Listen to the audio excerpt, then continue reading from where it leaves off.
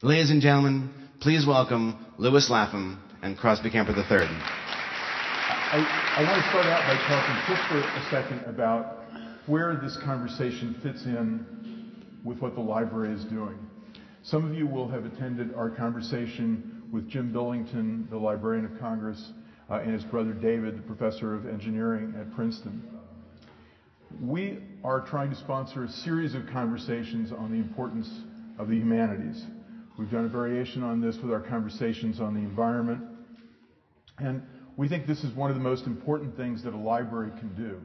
A library today is something more than the passive holder of books, I believe, of an entire cultural way of life, in part because, as we'll be talking with Lewis Lapham about, that way of life has been abandoned by some of our other institutions and in other parts and places of our culture. Henry introduced Lewis. I do want to mention a couple of other things about him. His education at Hotchkiss, Yale, Magdalen College, Cambridge, where he studied history, and I hope we'll talk a little bit about history tonight.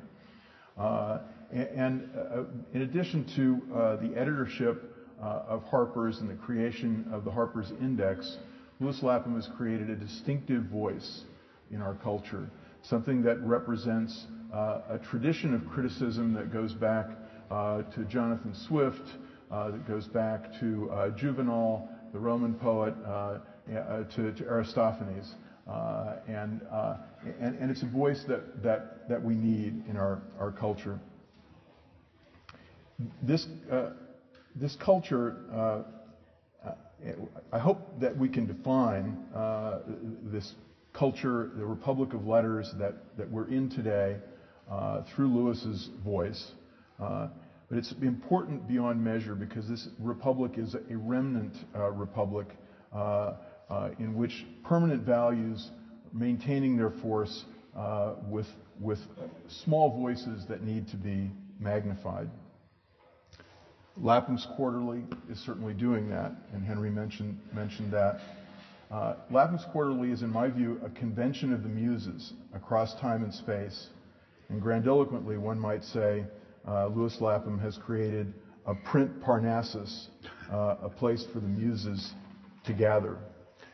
So the first thing I want to ask you, Lewis, now that I've given you this long intro, is what do you see as the voice of Lapham's Quarterly? Is it your voice? Is it a larger voice? Is it a series of voices? It's a series of voices. I mean, the way it's set up, the quickest way to describe it is the great books made topical. You find a subject that's in the news, money, war, medicine, religion, and then bring to bear on that topic voices in time. And you bring up to the microphone of the present Thucydides or Edward Gibbon or Virginia Woolf or Abraham Lincoln. It's a magnificent group of contributors. The point is that the power of language, the voice that has the power of mind and the force of expression, does not go out of style. In other words, accurate observations of the human predicament pass the test of time. And so it is, whether it's Molière or whether it's Tacitus, it's worth listening to. And these are writers, of course, that have a distinctive voice. And the point is that Goethe, the poet, put it once that he who cannot draw on 3,000 years is living hand to mouth. And man's long journey across the frontiers of 5 millennia, we have managed to save what we find to be useful or beautiful or true. And whether it's on scraps of papyrus or carvings in stone, or whether it's painted ceilings or totem poles, or whether it's 5-act plays and 3-part songs, that is our inheritance. And that is what this quarterly draws upon. and it is an embarrassment of riches. And it is a wonderfully rich assemblage. And you do have contemporary writers in this issue, besides your own wonderful introductory essay, Salman Rushdie as an example. Yeah. At one point in one of your essays, you talk about your risk assessment model for voices and how you're looking for that distinctive voice.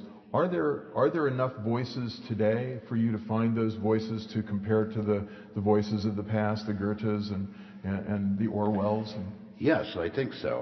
I again, as an editor of Harper's Magazine over a period of 30 years, I was always astonished by the talent that was around. People who could write with extraordinary force of expression. I could run through a whole list. I mean, I was reading on the plane coming out a novel by Philip Caputo called Acts of Faith, which is it's about Africa, and it's about the confusions of tribal culture, about the corruptions of the industrialized West as opposed to the impoverished South. But he's an extremely fine writer. You have Evan Cannell, who I think is the marvelous writer of my generation. A Kansas Cityan, born and bred. Yeah, I can remember following him around. I went to Yale. I'm from California, San Francisco, so I go to the Hotchkiss School, Yale, Cambridge, England, and then I end up as a newspaper reporter in San Francisco. And I used to hang out in a bar called the Tosca Cafe, which was where the newspaper guys hung out. And across the street on Columbus Avenue, there was the Discovery Bookshop. And there was Evan Cannell, and a very silent and enigmatic figure, reclusive, hard to approach. I was in awe of the man, and I used to watch him go through the bookstore. And at that point, this is a long time ago. This is 1957, so he had not yet become as well known and as the writer. But right before Mrs. Bridge. That's right. So okay, there's Cannell. There's another novelist named John Crowley, who's written a series of novels about Giordano Bruno and the discovery of magic science in the 16th century. And it's an extraordinary series of novels. So but we were awash in not awash, but there are many fine writers in this country, but they don't the culture at this point is not supporting that kind of writing. I mean, we're much more interested in the flashy bestseller celebrity kind of author. I mean, we're making the unfortunate mistake of thinking that a rich writer is a good writer and a good writer is a rich writer, and that's just not true. Right. The celebrity culture, and you've written brilliantly on the idea of the celebrity culture and how it's slowly taken over some of the institutions that had resisted it before. You use the example of the 92nd Street Y, which used to have one of the great speaker series in the country, and sort of descended to whatever will draw the largest audience that will pay for it. Well, I mean, it follows the advice of Gore Vidal. A young writer in the 60s asked Gore Vidal, what is the secret to a literary career? And Vidal said, never miss a chance to have sex or go on television. And I think you said the apotheosis of that would be to have sex on television. Yeah, to do it. Combine the two initiatives. which is a far cry from the tradition of literature looking at the human predicament. I'd like to talk to you for a minute about your own pathway to this point in your career. In one of your recent essays in Lapham's Quarterly, you talk about your pilgrim road to an uplifted soul, a phrase I love. It echoes Yeats's poem, which he says, "One man loved the pilgrim soul in you." How did you come to this embrace of the muses, if we want to continue with the erotic analogy? Well, in the first place, I'm old enough to have been born before television. So I was born in a household full of books in San Francisco, California in 1935. And I, again, was fortunate in the choice of books that my parents had in the library. And I persuaded my mother when I was 6 years old to read to me Moby Dick, because I loved the illustration, the Rockwell Kent illustrations in the Lakeside Press edition. And she offered to do that on condition that on each subsequent evening I could remember where the story was, and if I couldn't, then we were going to go directly to Peter Rabbit. So you're going down, not going down that hole. I'm sure she left out some of the more difficult abstract passages about the whiteness of the whale, but she kept the narrative going, and I kept remembering where it was, and that gave me an introduction to what I construed as literature.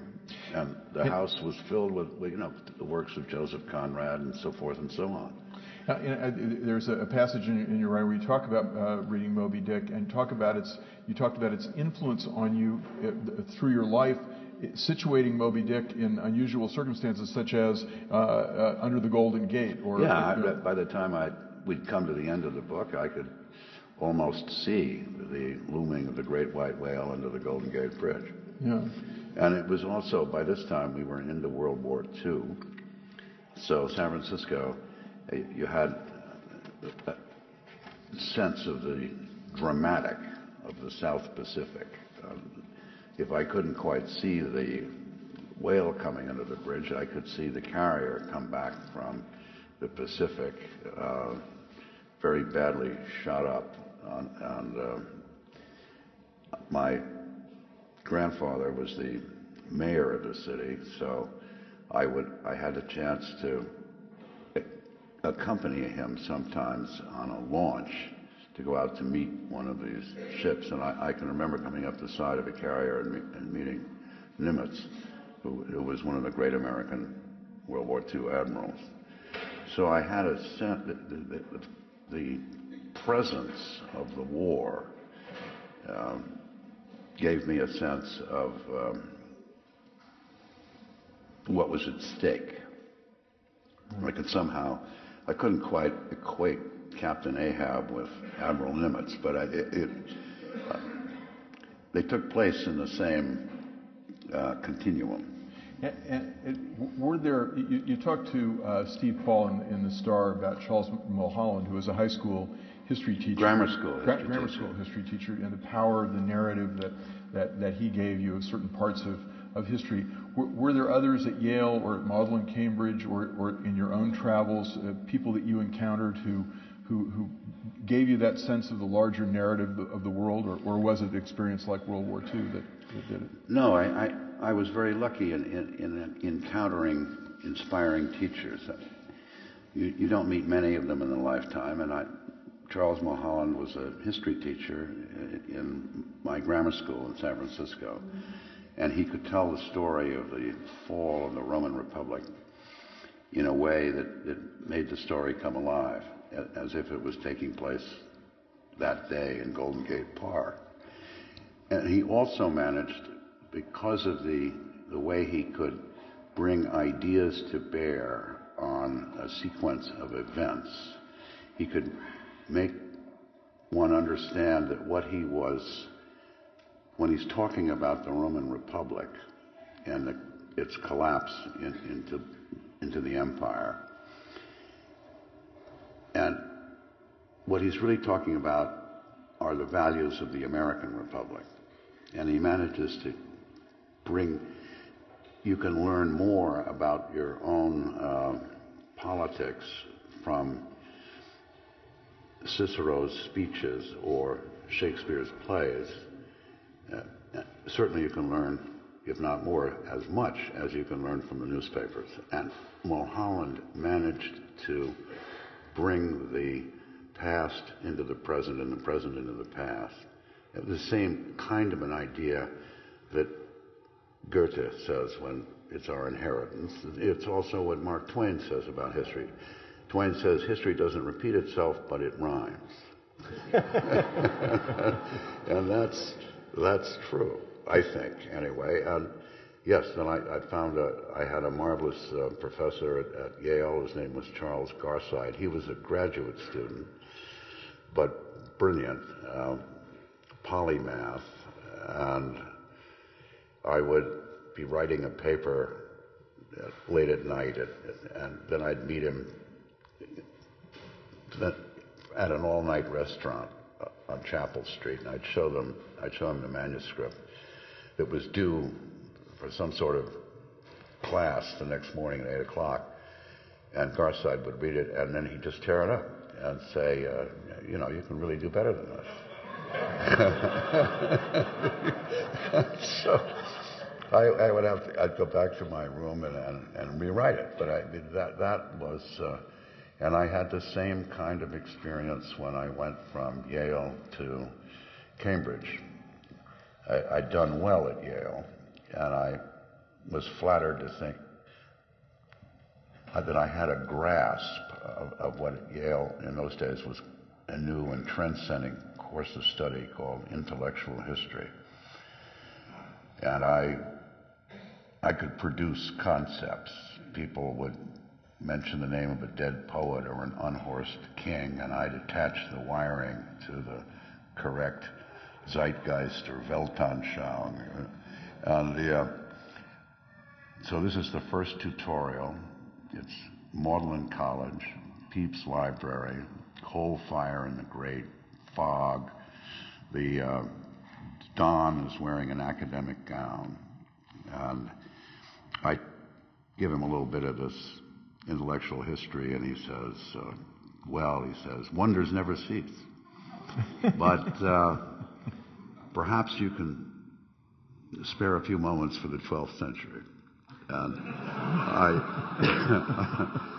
I ran through my little bit of PowerPoint. I'd compare Aquinas to the canals in Amsterdam, or I would, send Eleanor of Aquitaine on the Second Crusade with a manual of courtly love and a Red Cross knight, and say that the gargoyle on the west facade of Chartres had actually been modeled on the figure of Thomas à Becket. I could manage that for about 10 minutes. Right.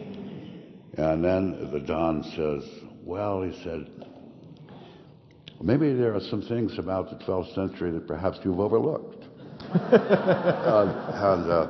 So then he asked me a series of questions. What was the coins in use in the Upper and Lower Rhine? What was the time of travel between Rouen and Bordeaux, or between, if by land, or if by sea, between Marseille and Dover, and what was up with the heavenly host in Rome, and what was the price bid and asked for Russian fur and Christian slaves in Byzantium. And I, of course, I look like a dead fish. Open-mouthed. I had no answer to any of this. And he said, you Americans, you have this wonderful talent for broad statement and large simplification. But he said, we here in England, we're not as fortunate. He said, we're sort of dull, and before we can get to the general theory, we like to have at least a passing acquaintance with some of the facts.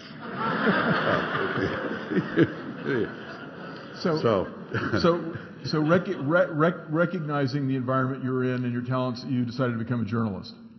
Well, I knew I wasn't going to be a scholar, and the way I didn't have the patience or the temperament or the character for footnotes. And also in those days, Cambridge did not give a master's degree. I would have had to have taken the PhD, the doctorate, which was at least 3 years, and would have required not only the learning of medieval English, but also medieval German. And then Yale, Harvard, Princeton, the American universities did not recognize a Cambridge degree. It was nonsense, but they refused that. So I would have had to have done it at Cambridge and then come back and do it all over again. And I figured by that time I'd be 31 by the time I got out of college. So what I did was pursue a passionate course of reading. There's a different approach to education between Yale and Cambridge. At Cambridge, your tutor is like your athletic coach, and the attitude is because he doesn't give the exam. The exam is not given by the college. It's not even given by the university. It's given by a circuit of examiners, like circuit judges, and so you never know what the questions are going to be, and your tutor is like your basketball coach. He's trying to get you in up to the game, yeah. And it's a very different relation. So he sent me all over the university. He said, well, why don't you try the lectures of good old Plum? And so I'd go listen to good old Plum. Or why don't you go try and talk to E.M. Forster? And I'd go try and talk to E.M. Forster.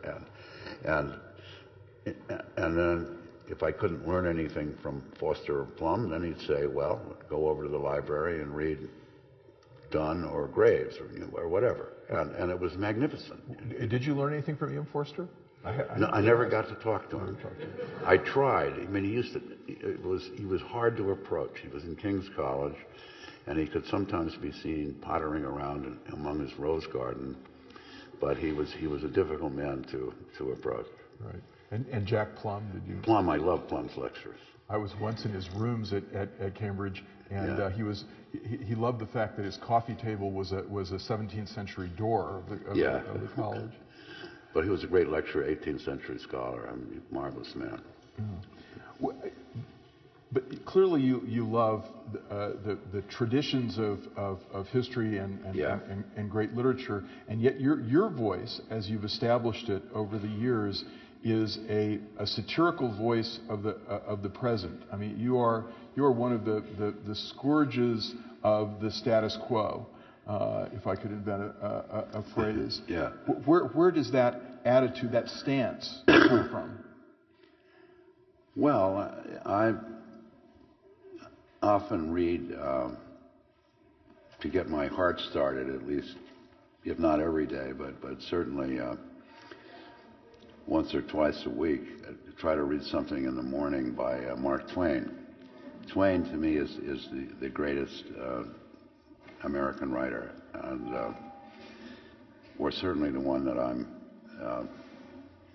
His collected works, if you know, I mean, are like that, and he looked upon satire in its various forms, as invective, as burlesque, as humor sent on a moral errand.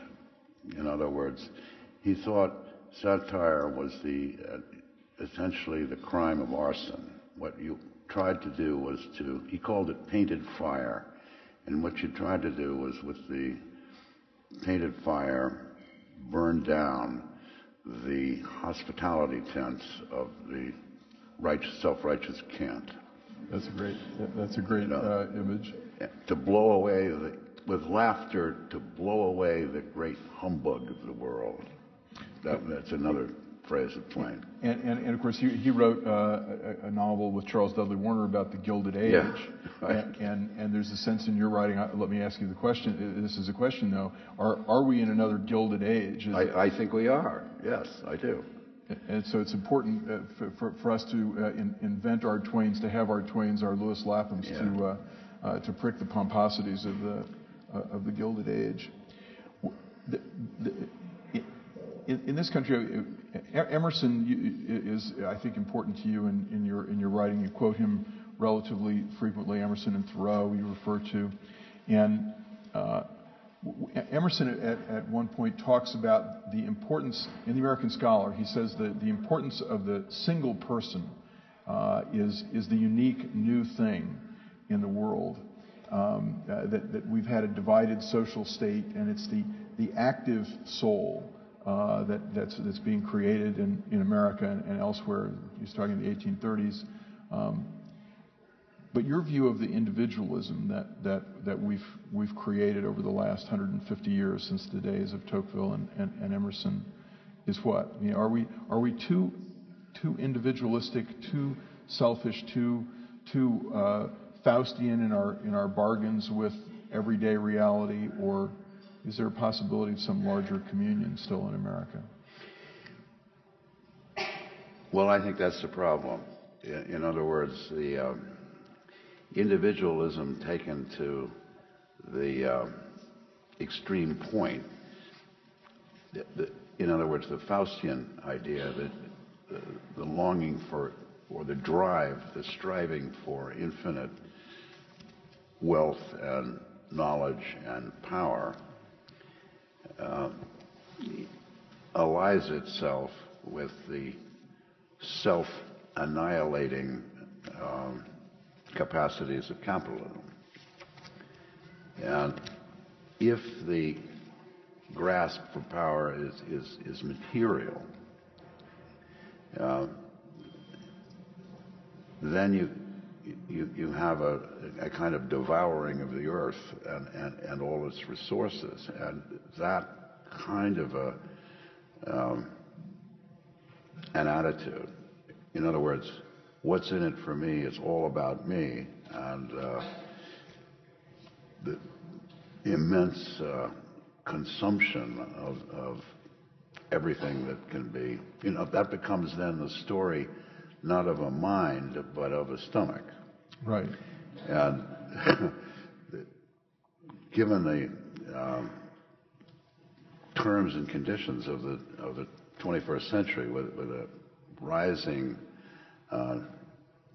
demand of population likely to go from, I'm told, can go anywhere from the current 6 billion to 9 billion in the next 25 years, together with the dwindling of the Earth's natural resources, including fresh water, that foretells nothing but violence and catastrophe of one sort or another. I mean, the extreme climate change people will say, flooding and drought and destruction of species and destruction of the planet itself, which we could also do that, of course, with the nuclear weapons. So our technologies have given us immense powers over the last, say, 50 years. I was reading a book not long ago called The Great American University, which is by a man named Jonathan Cole. Jonathan Cole is a distinguished and eminent scholar who was for 20 years the provost and dean of faculties at Columbia University. And he's written a book called The Great American University, which of the 20 top research universities in the world, 17 of them are American. And this effort comes out of World War II, and out of the research universities have come all kinds of genies out of the bottle. DNA, fingerprinting, superconductivity, the barcode, GPS, magnified resonance imaging, Viagra. I mean, wonders never cease, right? And he suggests that the research university is the great engine of American prosperity and military dominance. And that may be true, but our technologists produce increasingly improved means toward increasingly ill-defined ends. And it seems to me that it is the role of the humanities, which would include religion, philosophy, art, literature, thought, to the task is to clean up the intellectual mess, which is made by a belief in magic and too devoted to faith and money. I mean, money cannot money can solve certain things, but it can't come up with a new idea. Well, like technology, it's a means. It's a means, but what are the ends? What are the ends, exactly? That's where the humanities come in. That is. You have Cole says, I was looking after listening to you on Steve Kraski's show, I was reading a little bit of Cole's book, and he has one tiny little section on the humanities. Yeah, very small. And in it, he says the problem with the humanities and the reason they've declined so much, and the decline of history and English as subjects of study in the university is incredible over the last 30 years. And he says it's because they've become so self-referential. Yeah. And going back to Emerson or for a second maybe to Tocqueville, Tocqueville says at one point that the problem with individualism, particularly in America, but the world is going America's way, he says in the 1840s, he says it's the beginning of the second volume of Democracy in America, is it loosens the bonds of affection. And unlike aristocratic societies, in individualistic democratic societies, we forget to look to our descendants. We no longer think about our descendants.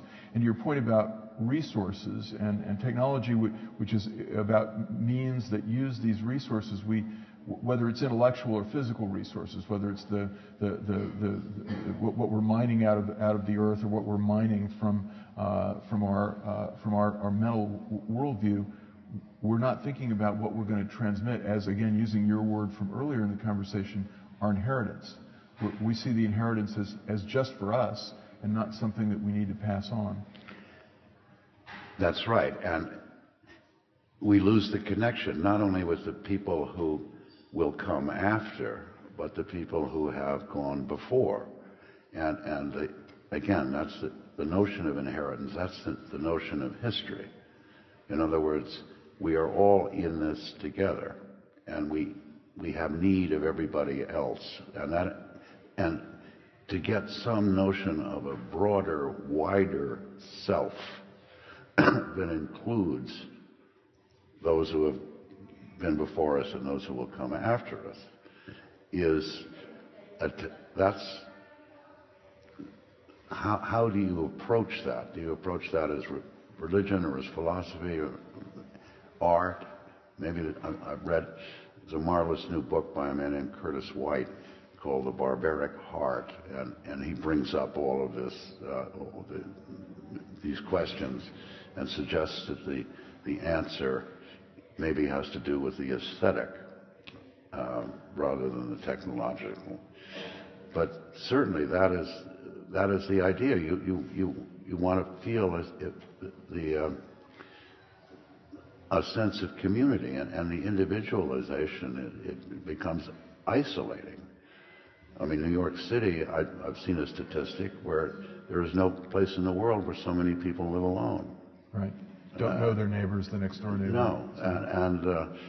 And then you also have the pressures of the new technologies, the communications technologies, which make it seem as if you're living in a eternal now, a perpetual present, because in the wind tunnels of cyberspace, the news comes and goes and it blows away in the wind, and it becomes hard to remember what happened yesterday or last week, much less 20 years ago.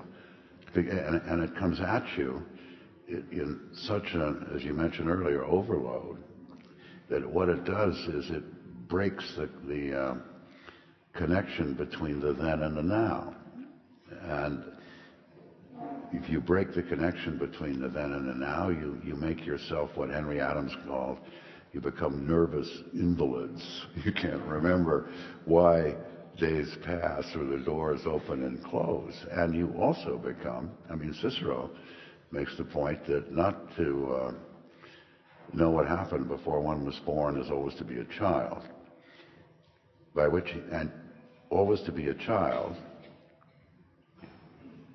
is to be an easy mark for fascist politics and quack religion. Also, of course, for the advertising business. So if you have a culture that is based on made to the measure of gullible infants, which is again the approach of the advertising business, or the approach of the con man in whatever game they're playing, politics or the various credit default swaps that are passed around in Wall Street and have brought us to our current economic dire straits. Well, and that's a kind of belief in magic.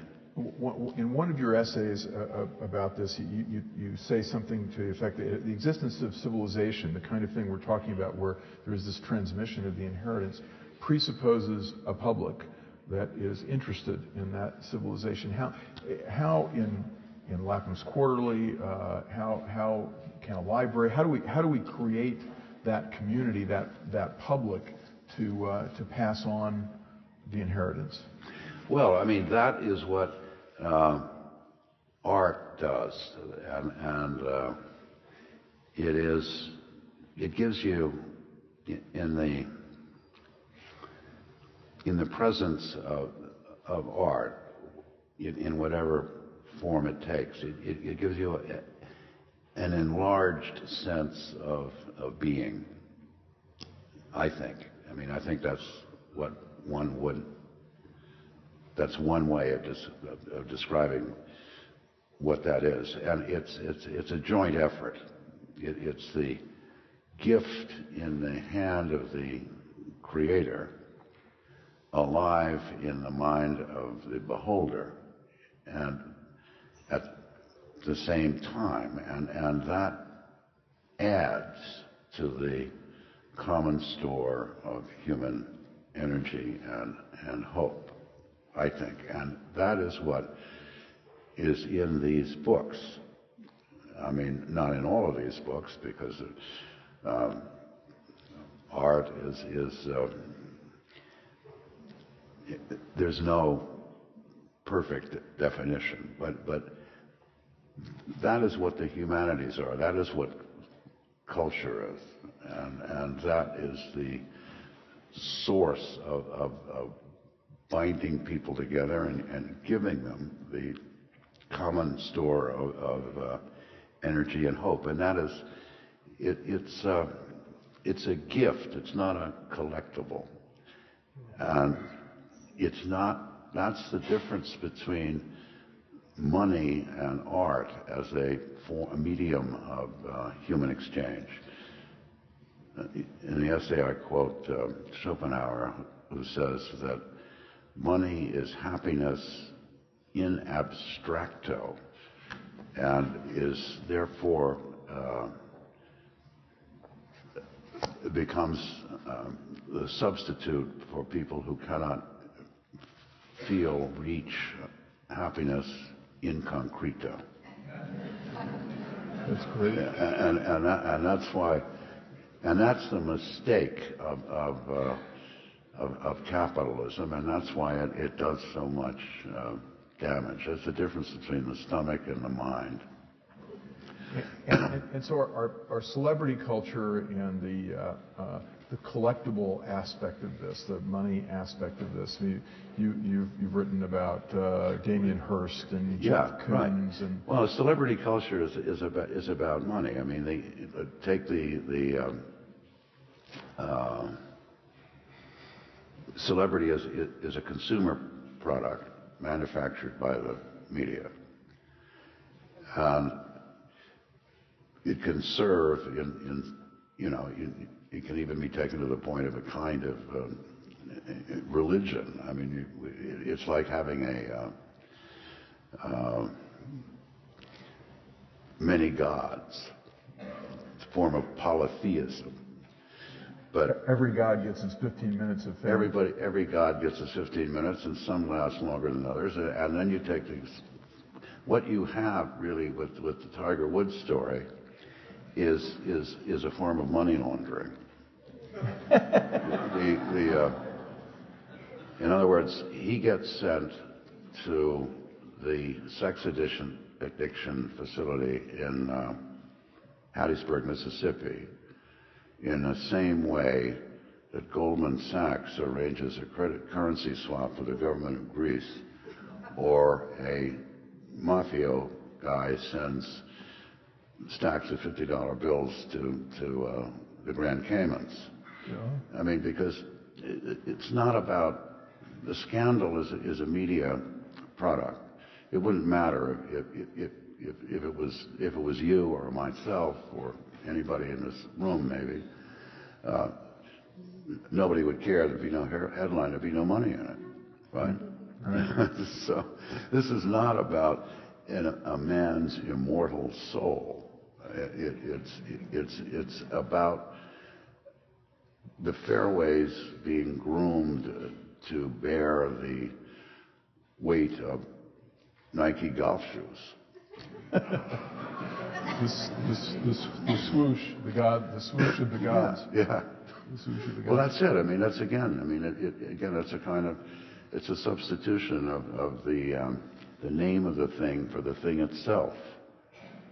The swoosh is, again, that goes back to Schopenhauer, because the swoosh is money, and it's that's happiness in abstracto. It's not the shirt. Right. It's the symbol. It's the brand name on the shirt. It's the logo. We live in logo land. Yeah, we do. And is there, in this celebrity, because of this celebrity culture, I don't know, cause and effect, but a decline in our ability to use discursive reason? The definition of discursive is, which I think of when I think of Lapham's Quarterly, because it applies, it seems to me. The word comes from a Latin root that means wandering around, but the definition includes that, as well as the notion of a coherent pattern of reasoning. And in a celebrity culture, we get defined by these symbols, the logos, the simple sensations. Where do we go besides Lapham's Quarterly and the Kansas City Public Library? We go into, this is the subject of McLuhan's Understanding Media, because where you go is you go into magic, and you go into what he calls, he publishes that book in 1964, and it's extraordinarily prescient. I can remember reading it in 1964 and not really understanding it. I mean, I got the phrase global media, global village, and I got the phrase the medium is the message, and so on. But I didn't really understand the book. I still don't really understand the book, but I understand it better in 1994 when I wrote an introduction to a second edition. And what he's talking about is pattern recognition. In other words, we now see ordinarily something like 12,000 images in the course of a day, whether it's an advertisement or whether it's on a bus or on a poster or on television or it's coming out or on the internet, right? And pattern recognition becomes the sum of wisdom. and so that you have instead of reason, you have sensation. I mean, the electronic media are about emotion, and the content doesn't matter. I mean, it's the surge of emotion, whether it's directed toward a bloodbath in Afghanistan or a bubble bath in Paris. The content is of no consequence. What's important is the surge of emotion and the recognition of the pattern, and that is a whole different sensibility. And how you make language out of that is a problem, and which we're all trying to work out. I mean, at one level, of course, you get it down to the Twitter, which is another form of pattern recognition. I mean, it's like 164 characters and you're done. Yeah, which is like recognizing the polo, or the Swish, or the BMW, or the whatever, and it becomes, how do you make a language essentially out of children's blocks? and that's the problem. It's a epistemological problem. How do we know what we think we know? And McLuhan's point is that this happened before. This happens with the Gutenberg Bible, when you go into movable type in the 14th century, and that ushers in a whole new way of seeing, way of thinking, way of organizing thought. But it takes almost 100 years before you get to Shakespeare, Montaigne, and Cervantes all show up more or less at the same time, the end of the 16th century. But I don't know what kind of language we're going to make out of. McLuhan's point is we shape our tools, and then our tools shape us. And that is one of the big questions that's up in the air. And again, it's also a matter of vocabulary. 1940, the average high school student, senior, had a vocabulary of something like 10,000, 11,000 words. And today it's 5. And so that it's another form of endangered species. It's like losing the Carolina parakeet. If our tools shape us, and we get down to the 164, and I may have the wrong number on Twitter, but the 164 characters will everything be, the best we can hope for is haiku? Maybe. I mean, maybe. Or maybe that's, I don't know. But again, this is why, to me, the archive, the history, the library, the books are so valuable, because you can do things. I've also done some television, and I once did a 6-part series on the history of American foreign policy in the 20th century, beginning with the Spanish-American War and taking it up through the bringing down of the Berlin Wall. And I was given 6 hours. And it was done for British television, and British, which is, they do those kind of things better and much more cheaply than we do. But but you have no idea. McLuhan's right. The medium is the message, because I'm presented with this kind of problem. You have. I was also writing the voiceover, so I'm presented with a problem where I have 73 seconds and 45 words to explain the outbreak of World War II. And at the same time, I have to connect the still photography of the Munich Peace Conference in September 1938 with the German Stuka bombers bombing Poland in September 1939. Yeah. And I've got somehow in that same 72 seconds and 45 words, I've got to make that bridge. So that is a very different medium than writing the Declaration of Independence. And that gets back to our earlier conversation about history, about narrative history. With the decline of history into social studies in elementary and high school, which is all topical and very, very multimedia and visual now, people come to their history mainly through the History Channel, which sometimes is referred to as all Hitler all the time. Yeah. And there is this reduction, this reductive thing that goes on that is so few words and so little discursive reasoning. Back to that, can we create a community around Lapham's Quarterly and around the rise? I think there's a counter to that, which is the rise of narrative history. But we pass out lots more biography today in the library, and a lot of them are good biographies.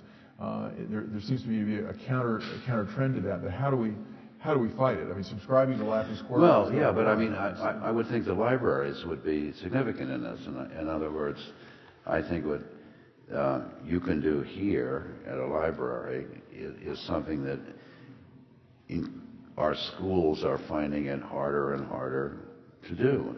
They don't have the time or history. I don't know how it stands in Kansas, but as a consequence of the No Child Left Behind program, where you end up teaching to the test, the emphasis would become on English reading comprehension and on mathematics. And I know that in many public school districts in the country, the history got dropped because it didn't lend itself to the same kind of simple question and answer format. And then at the high-end private universities, they tend to teach the humanities as luxury instead of necessity. One has to have the good manners to know who Beethoven was, or what's the difference between a logarithm table and a bridge table. There's a wonderful essay by Salman Rushdie in the latest issue in which he talks about the Emperor Akbar, who was the great, one of the last great Mughal emperors, Muslim emperors of India, and the creation of the story of Hamza, Prince Hamza, that's magnificent. But also, he describes the cabinet, literally the political cabinet of Akbar, as being known as the 9 jewels. Right. And where are our 9 jewels today? Certainly not in any recent cabinet at the emperors in Washington. But. Well, they are. For the moment, they're hidden in the heads of frogs. So, you in a commencement address that you gave about over 20 years ago to the Northwestern Medical School graduates, you wrote a great piece quoting from Rudyard Kipling and Mark Edelman, a survivor of the Holocaust, and from Seneca. And in it, you quote Seneca as saying that life is really the confrontation, the creation of freedom out of a confrontation with death. Right. And I'm wondering, again, talking about ends and means, is part of our American problem that we are constantly running away from the finality of our mortality, and at the same time running away from the concept that we can still pass something on beyond our mortality to our descendants.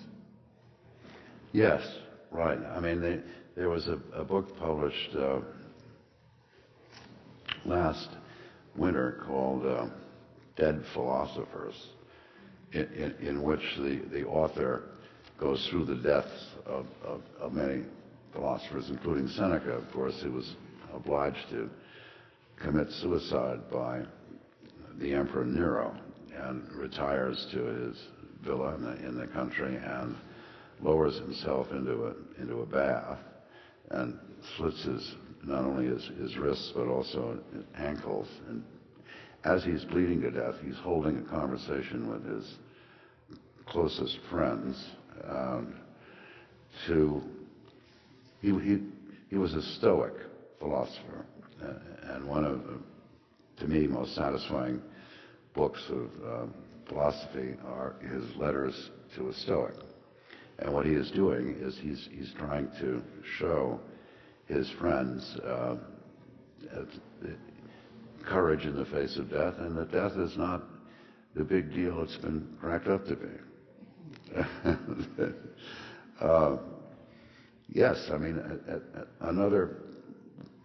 that's another part of the problem is to somehow realign or rediscover man's relation to nature. I mean, those are the ideas in ancient, some of the ancient philosophies. It's also the ideas that are floating around in environmentalism, which I think is a powerful line of exploration to find a new idea. It's begun to show elements of a kind of religion anyway. And you see that the scientists agree with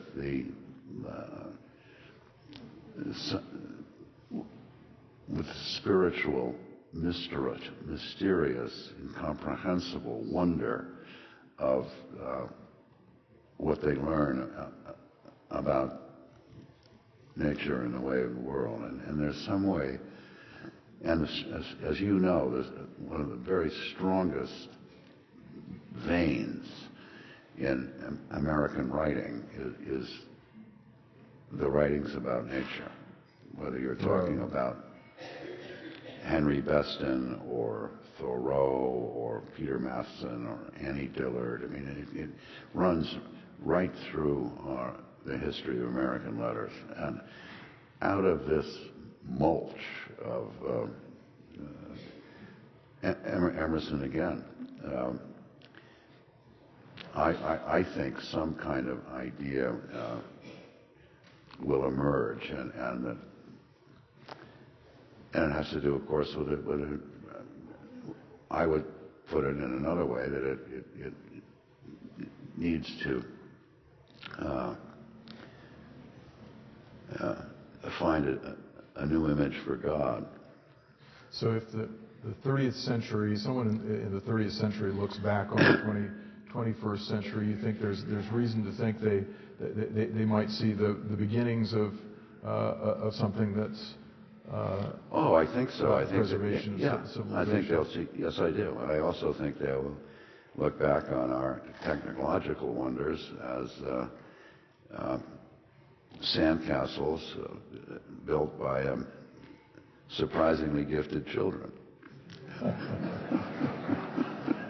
Well, on that note, but with one more note, we'll open this up to questions.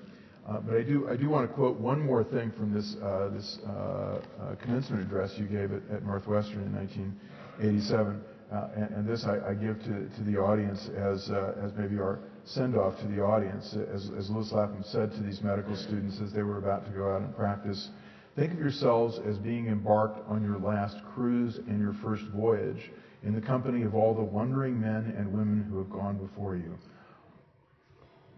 on behalf of a society that sorely needs your help. Yeah. Ladies and gentlemen, Lewis Lapham.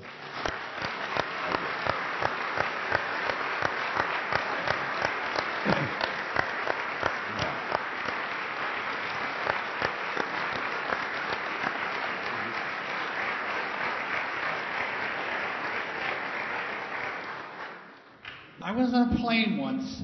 Sitting next to me was this young girl. And I asked her, I said, tell me, what would you like to do for a living? And she said, I would like to be a writer. I said, well, that sounds simple. All you need is paper and pencil. But in true reality, what she should have said, I want to write, and I want to be read, and I wanted to be accepted. And I'm thinking to myself, here is a young girl full of energy, vitality, all kinds of things. And I'm saying, what is it going to take for her? What should she write about? And even more important, what does she have to go through in order to be read and accepted so that eventually her writings will become classics? Well, that is never easy, I promise you. I mean, I know a lot of young girls like that, and also young and men as well. And as the editor of Harper's Magazine over 30 years, I published the first thing that quite a number of young writers ever had published.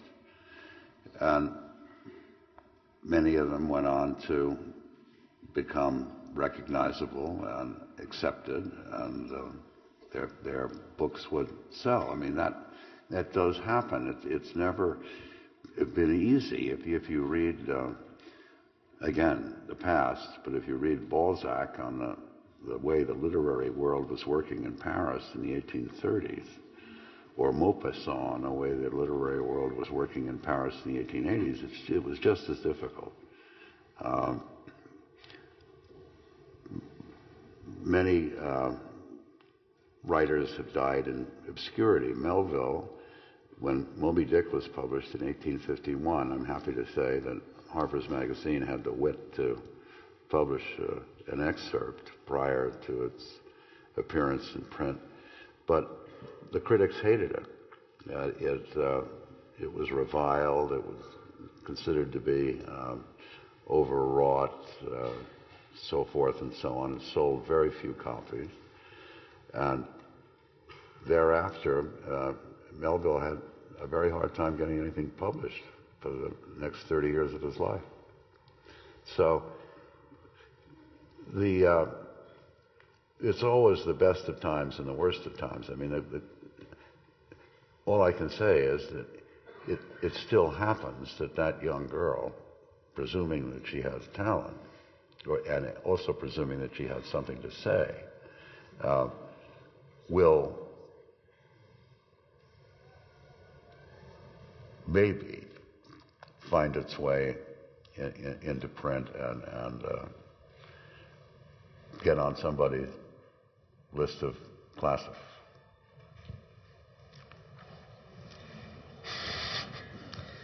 I heard you on the radio this morning talking about the people who use Twitter, and that keeps them in the present, in the trivial present, I might add. Yeah. And I think that that is comforting because it avoids the future.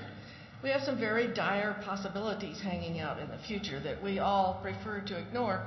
And as long as we hang out in this very trivial parsing of the present, we kind of hold that at bay. Well, yeah, I mean, but cocaine does the same thing for you.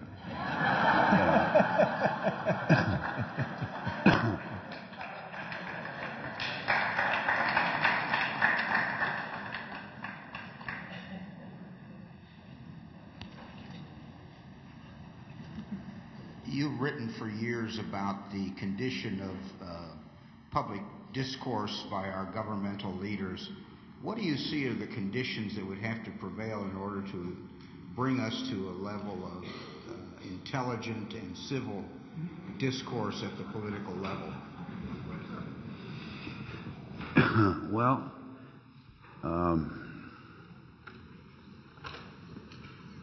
that's a really hard problem, because with what do you do with television?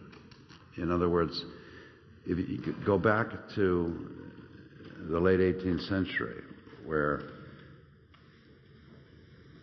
Hamilton and Madison are writing the Federalist Papers, or if you read the letters that Adams was writing, or if you read Jefferson, I mean, their works are voluminous, and the political community was relatively small. There were only roughly 3 million people in the United States in 1800, and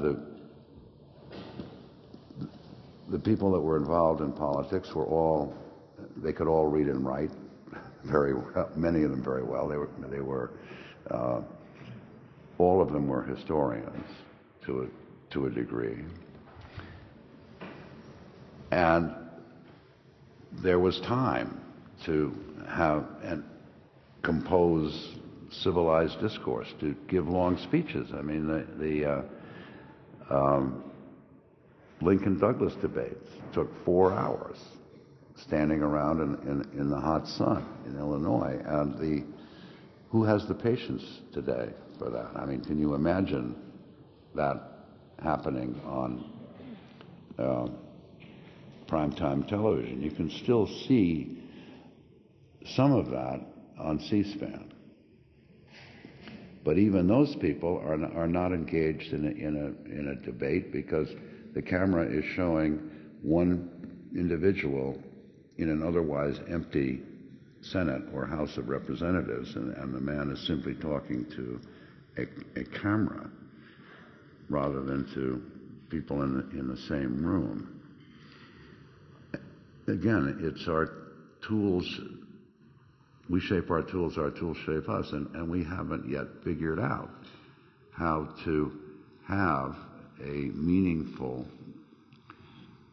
discourse in the time allowed. I mean, imagine imagine a politician on campaign.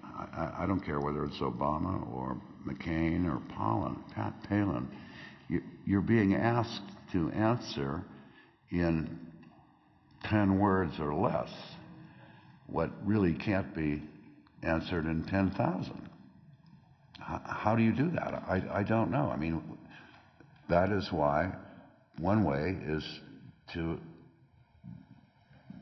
go to pattern recognition as a form of ritual, in which one press conference becomes like every other press conference, or last week's news is the same as this week's news, and it's another consumer product or another football season or another White House press conference, and just to recognize them for what they are, to know that the United States Senate is not a golf ball, is considered wisdom. I mean, it's an enormous difficulty, and I think we can learn a great deal from the older medium of the book.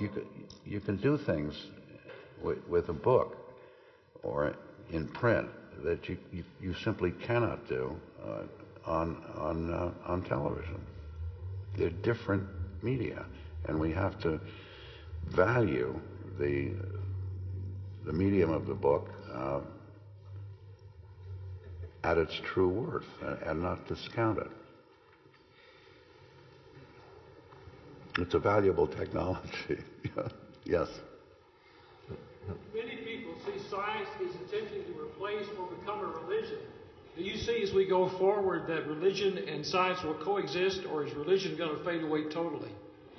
No, I think God is made in man's image, and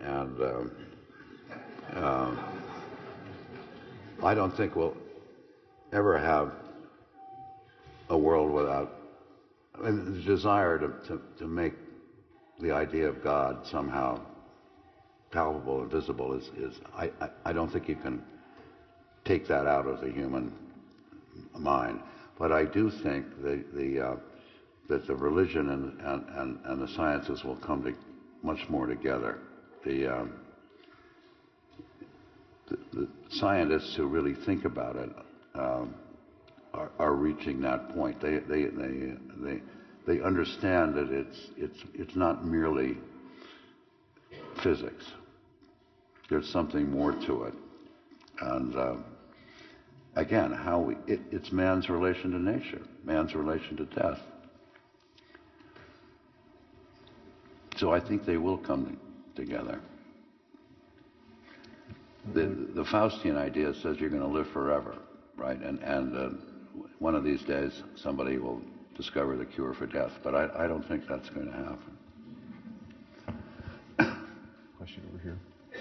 Mr. Lapham, could you please share your thoughts on the recent passing of Howard Zinn? Howard Zinn. Howard Zinn. Howard Zinn. I was an admirer of Howard Zinn. I mean, we used to write to each other, and he was going to write something for me at Harper's, but at the time that I was leaving Harper's, it didn't come out, but it came out in his histories. Good question. I'm just, as an editor and publisher, wondering if you could speak a little bit to, in this day of digital books and digital information, and the fact that people are now able to pretty much dispense with a lot of the barriers to distribution, and anybody can pretty much put something online. What the role of the editor as voice and filter to this information, and how that stays, the editors stay pertinent in this environment. Well, yes, I think they become even more pertinent because in the enormous sea of information that's coming at you from all angles, how do you know, how do you separate the wheat from the chaff? How do you know what is nonsense? And how do you know what is worth reading and so on? I mean, it's like doing the equivalent of a Horchow catalog, okay? And the editor becomes kind of like a curator in a museum, and that is called content.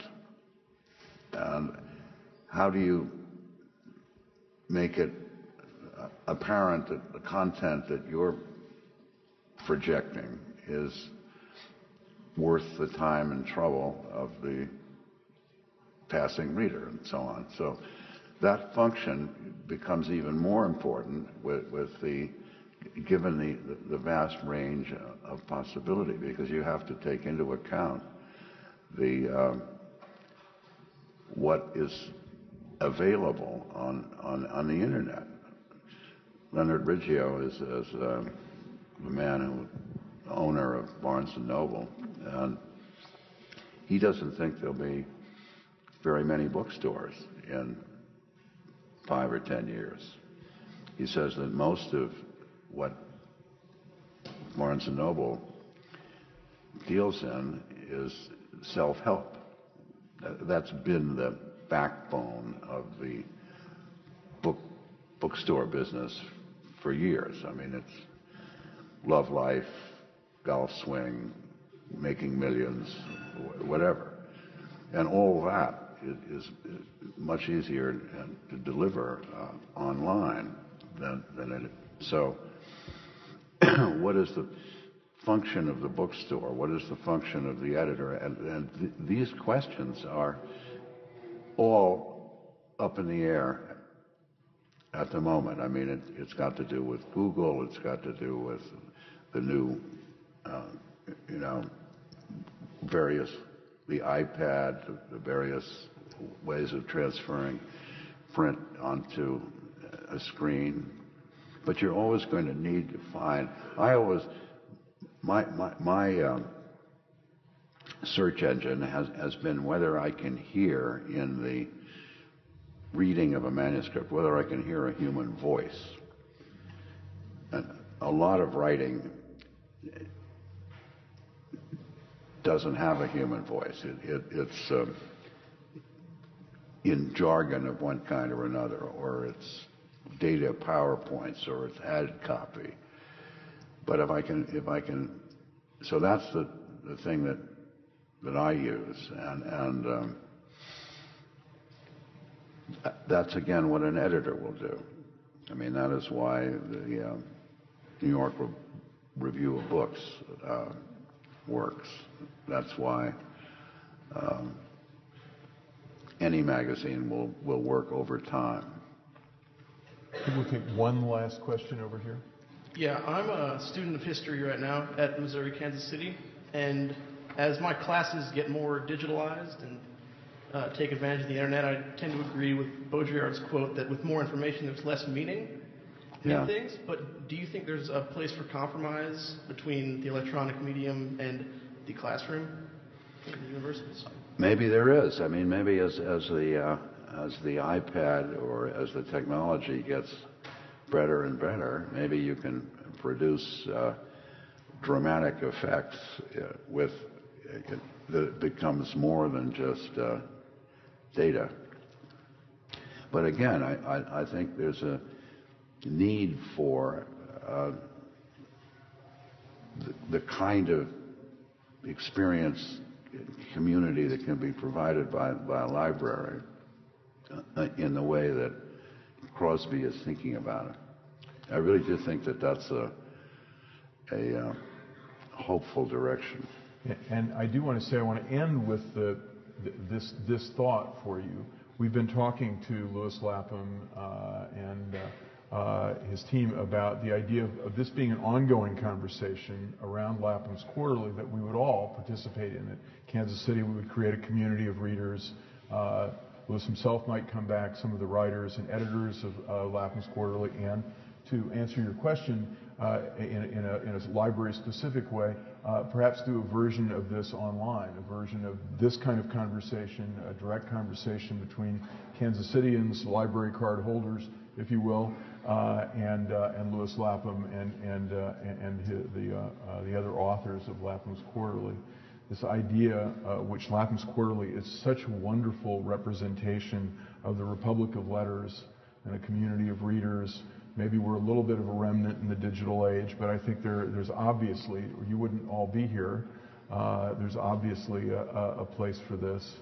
And so I do want to thank all of you for being here, but particularly, obviously, we all want to thank Lewis Lapham for being here.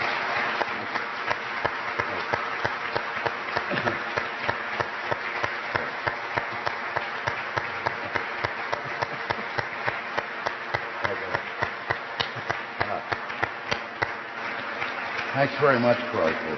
That's a pleasure. Thank you. Thank you. Okay.